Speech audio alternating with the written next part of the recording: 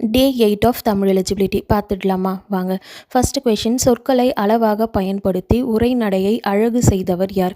Option C மு Varadarasanar. Next question, நாட்டுப்பற்று என்ற கட்டுரை தொகுப்பை எழுதியவர் யார்? ஆப்ஷன் பி மு வரதராசனார். நெக்ஸ்ட் கொஷின், வாழ்க்கை நடத்துவதற்கு பொருட்கள் பல வேண்டும் என்று எழுதியவர் யார்? Option C M Varadarasanar.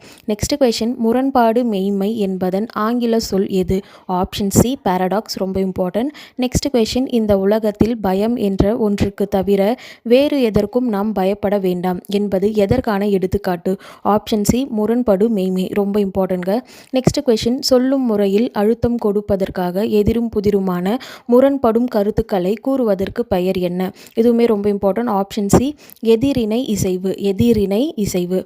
And next question, கலப்பில்லாத பொய் என்பதற்கு பெயர் என்ன? ஆப்ஷன் சி சொல்முரண். ஆக்சிமோரன். நெக்ஸ்ட் கொஷின், குடிசைகள் ஒரு பக்கம், கோபுரங்கள் மறுபக்கம், பசித்த வயிறுகள் ஒரு பக்கம், புலி சேப்பக்காரர்கள் மறுபக்கம் என்று கூறியவர் யார்? ஆப்ஷன் பி ப ஜீவானந்தம்.